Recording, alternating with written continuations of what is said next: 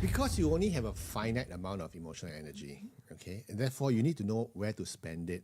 And very importantly, who to spend it on as well. And by the way, we're talking about emotional energy, not emotion. Not emotions. Some people kind of like mess things up and they think everything's the same. So if some people don't matter, okay? Like for instance, we used to have... Like the guy that cuts you off in traffic, they don't matter. Or one of the finance managers we used to have at a previous company. And everything you tell her, she'll go, no, negative, no, cannot. And if you're going to stand there and argue with her, you just spend so much emotional energy. Okay, and the win is hollow. Even if you do win, it's. I would rather save the emotional energy to do something else with it. Spend my kids or whatever it is. But just bargaining with her and everything doesn't make sense. So manage your emotional energy, okay, with the right people and in the right amounts on the right things. Good morning, everyone. Welcome to another fun episode of Career Success with Adrian and Yen. We've been doing this show for the past 3 years, and it's amazing how we come up with different topics every day. Every day? Every day, every time, every moment. Every week. So that's because careers are complicated. It is. And we are here to uncomplicate things for you. My name is Adrian, and I'm the CEO and founder of Career Agility International, and Yen's our co-founder and director. And today we're going to talk about something really interesting, especially for you guys who are in your 40s, and ladies too. When I say guys, it's everything else. Yeah, you got to be politically correct. Yeah. You folks in your 40s. Hey, sounds nice. Folks in the 40s. Sounds like a pop band. Folks in their 40s. Or very depressed sounding music. No, I think it's also relevant to those in their late 30s. We want to focus on career acceleration. Yeah. I want to share with you today 3 important lessons to get ahead, especially if you're in your early 40s. I don't know. I keep thinking lessons. It sounds so preachy. Let's try not to make it so preachy. 3 important power tips to power you ahead. But anyway, I think we've got 3 points to make, and it's going to help our clients and everyone listening in on how to accelerate your career. And this first point is something which I had to learn myself the hard way, because when I was headhunting, I was always, you're only as good as your last successful placement. Yeah, but that fits with all sales jobs. That's true. And all that fits jobs, with all jobs. A lot of jobs, yeah. All jobs. So that's why I'm always so driven to closure, okay? And that along the way, I get very stressed out. But one of the things I've learned is, don't just celebrate when you finally completed the achievement. Celebrate progress, small little steps along the way that leads to that ultimate achievement. It's something which we need to look at. So in other words, celebrate progress, not just the final achievement. I think what the wise people on the internet say is to not over-focus on the outcome, but focus on the journey. But I like to use a painting analogy because, as you know, I paint. But one of the things that happens when you are trying to put together a piece is that we tend to focus on the last bit because we are copying maybe a photograph or a picture or some idea, and we see the final product. But your painting looks nothing like the final product until the very, very, very end. So we have to layer, we have to be patient, you have to trust in the process. So when you are thinking about your long-term career as well, it's not just about one day suddenly being in charge of P&L or being the GM or the CEO. I want to be the CEO, and that's the be-all and end-all. Then you might as well start your own business. That's true. Right? But the thing is this, that's what I did. There's a journny in that whole process. And so with every step of the way that brings you to your CEO position in the future, there are little wins and there are little road stops along the way. We should celebrate those. It's and also all the learnings. Sometimes the school of hard knocks can be quite tough. And sometimes you don't see the outcomes of the progress, but I know it's progressing. Like for instance, I'm a gardener, okay? Yes. Sometimes you put the seed in there and nothing grows. Nothing grows, okay? Or they get eaten by But birds. actually, and then you think, I want to throw everything away. But actually, it's just developing roots first. And then when the roots are all there, the Don't you wish you could just see into the soil? Yeah, I do. And I've seen those shows where they put it in a transparent. There's so many life lessons from hobbies, isn't there? Yeah. So sometimes you don't see any progress, but actually it's progressing. Okay. So don't be discouraged by the lack of signs. If you put in your inputs, there will be outputs, which is what I always tell. What are these inputs? Pray tell. For instance, if you are job hunting, Yes. okay, the output, the final it's not just the final boss say, hey, I landed the job. Okay, but the number of meetings you have, the number of individuals you talk to, your networking sessions you have, if you can meet 5 very good people who could provide you leads a week, that to me is progress.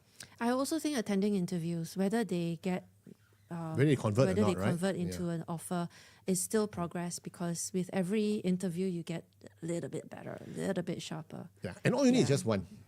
Yeah. Interview to get through. If you get a job offer after just one interview, no. I mean, all you need is just one successful interview. I know.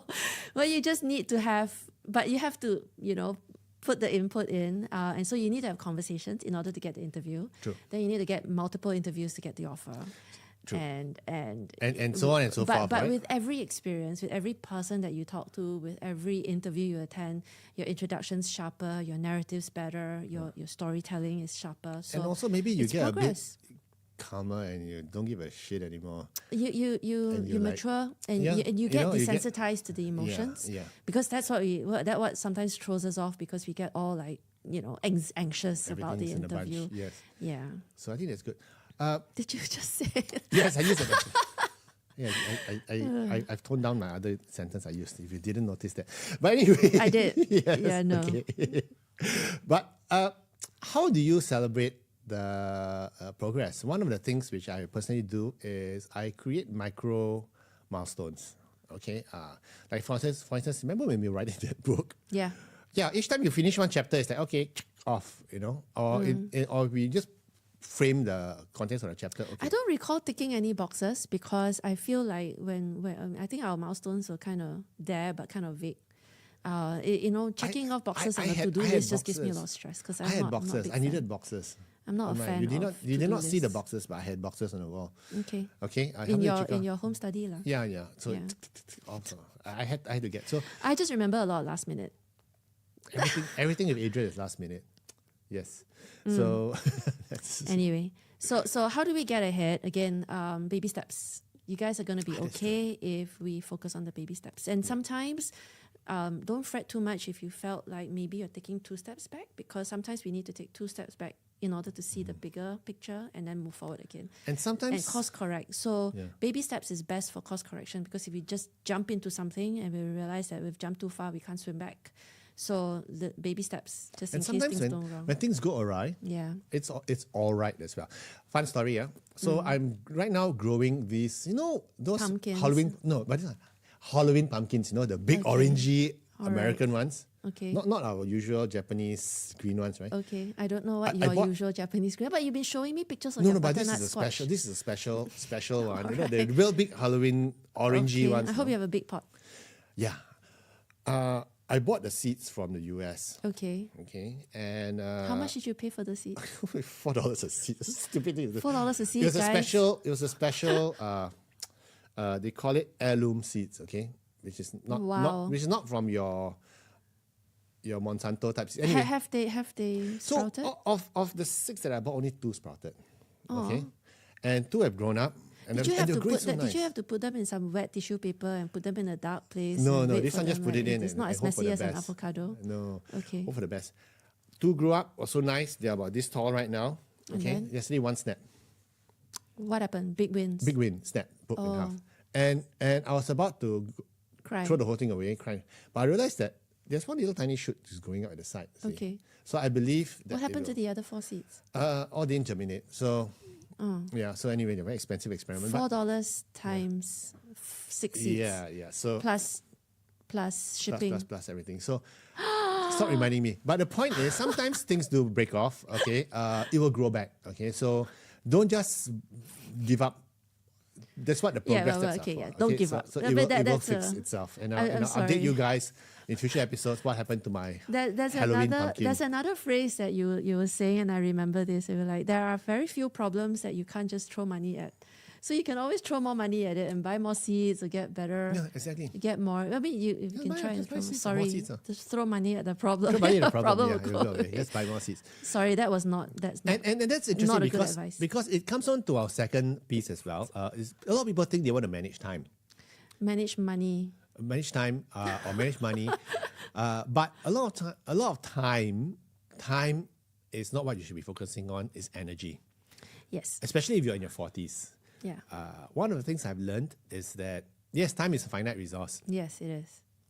but so is energy. Yes, energy is very limited. Especially when you're in your 40s. Or if you have energy debt, have you ever been in a situation where you're just so out of it because you're so exhausted? Yes, Yeah. I have done that before.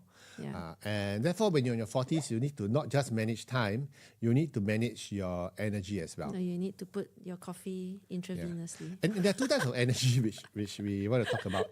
The first is emotional energy. Emotional energy. I've been talking about emotional energy to all our clients all the time because sometimes they give emotional energy. They waste the emotional energy. I'll give you the reason that I'm saying that is because a lot of our clients apply for jobs online. And they don't realize that when you apply online, your application is probably not even going to get past the applicant tracking systems. Yeah. It's not even going to land on the talent acquisitions desk. And so they put so much effort into reading the job description. They study it really hard. Then they write the most beautiful cover letter. They get the chat GPT to kind of like pass it. And then they do it one more time. And then they write it. It's so beautiful. They took 3 days, 3 days to do put it. together an application. And then they send it off with all their hopes. Yeah, and dreams and And aspirations. then they don't get any response. They get all that emotional. In a bunch. Yeah, they get all that emotional burst, and they feel all like shitty. and I keep telling people, I was like, don't give it emotional energy. Yeah, It's just send not- it and just send it off. just send it off. If it lands, it lands. If it doesn't, that's not the strategy you want to be focusing on. Correct. You want to be focusing on networks that matter. Because you only have a finite amount of emotional energy, okay? And therefore, you need to know where to spend it. And very importantly, who to spend it on as well. And by the way, we're talking about emotional energy, not emotion. Not emotions. Some people kind of like mess things up and they think everything's the same.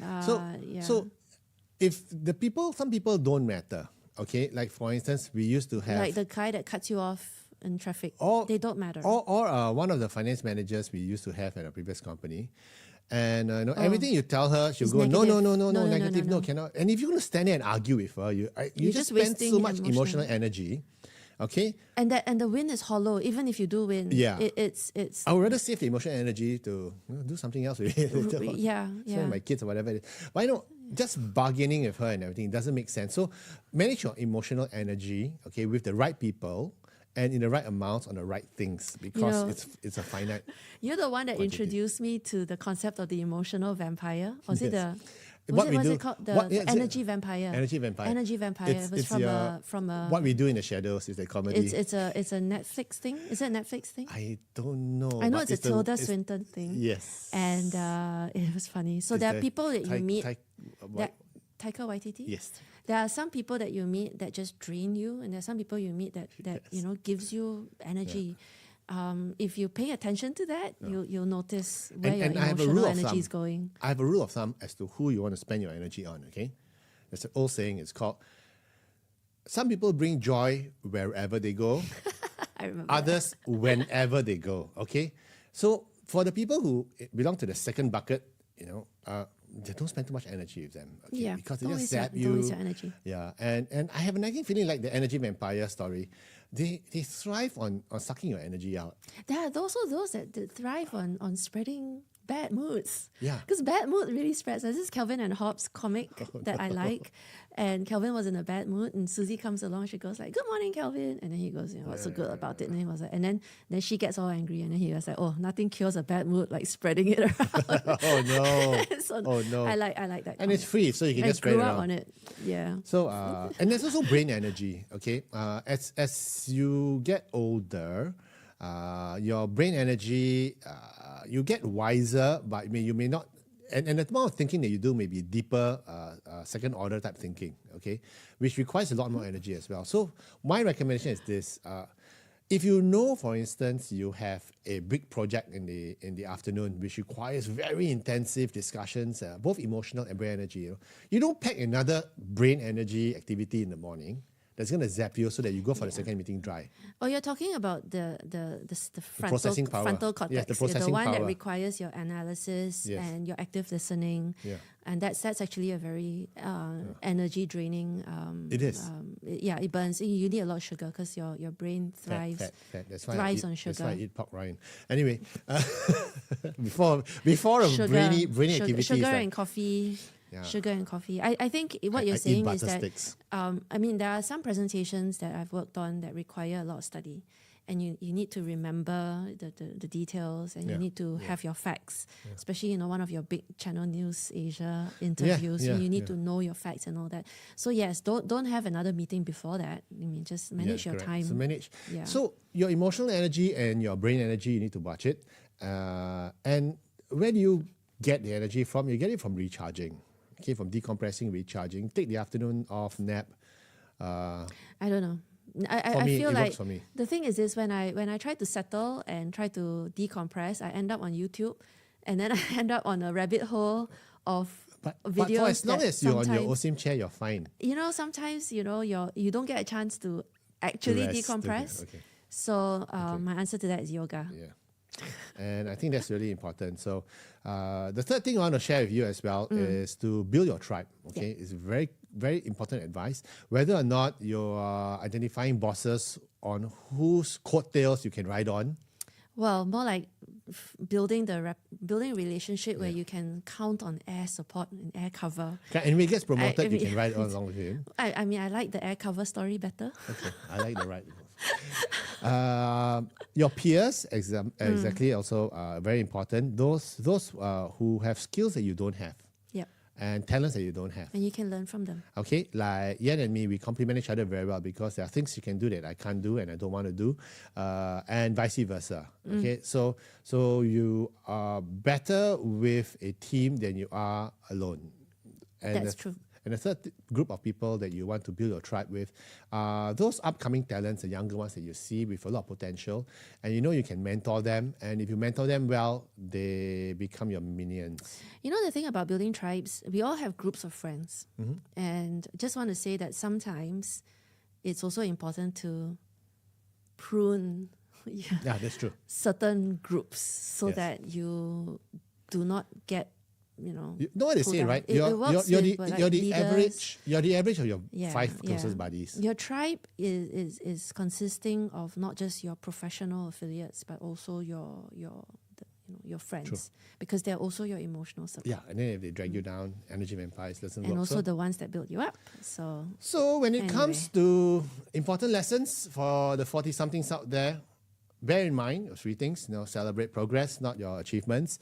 Manage your energy, not just your time. And build your tribe. In the meantime, keep calm and career on. amen to that.